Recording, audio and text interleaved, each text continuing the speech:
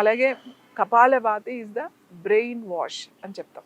Brain direct wash చేయడమే కపాలభాతి అంటే. ఎందుకంటే ఎగ్జేల్ మీద ఎక్కువ ఫోకస్ చేస్తాం. ఇన్హేల్ ఆటోమేటిక్గా వెళ్తుంది, బట్ మనం ఫోకస్ చేసేది ఎగ్జేల్ మీద. ఎగ్జేల్ చేసినప్పుడు ఇక్కడి నుంచే వదలాలి, నాట్ హియర్ సౌండ్, ఇక్కడి నుంచే రావాలి.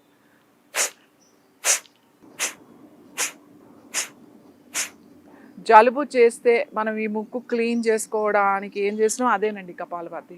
సింపుల్. ఇక్కడ ఏదైనా అడ్డుపడిందంటే మనం ఇది ముక్కు చీదాలంటే ఏం చేస్తాం అంటాం, అంటే అన్నది ఇక్కడి నుంచే వస్తుంది, లోపల నుంచి వదిలితే రాదు. సో ఇక్కడి నుంచే జస్ట్ ఇన్హేల్ ఇలా వస్తుందన్నమాట. ఇది కపాలభాతి. ఇలా చేయడం వల్ల మోర్ ఆక్సిజన్ బ్రెయిన్కి వెళ్తుంది. అప్పుడు ట్రాంక్విల్ అయిపోతుంది. ట్రాంక్విల్ అయ్యి మీ బ్రెయిన్లో ఉన్న ఆ న్యూరో సిస్టమ్ అంతా కూడా యాక్టివేట్ అయిపోతుంది. ఎందుకు మీరు అలా కళ్ళు మూసుకోగానే ఒక మీకు ఆ వైబ్రేషన్ ఉంటుంది, ఆ రిలాక్స్గా ఏదో ఒక తేలుతున్నట్టు ఉంటుంది కళ్ళు మూసుకోగానే. సో ఇది కూడా 1 సెకండ్కి 1 స్ట్రోకే. అంటే 1 మినిట్కి 60 టైమ్సే చేయాలి. నువ్వు 100, 120, 130 చేసేయకూడదు. 1 సెకండ్కి 1 స్ట్రోక్. 1 సెకండ్కి 1 స్ట్రోక్ అంటే కపాలభాతి అట్లా చేయకూడదు.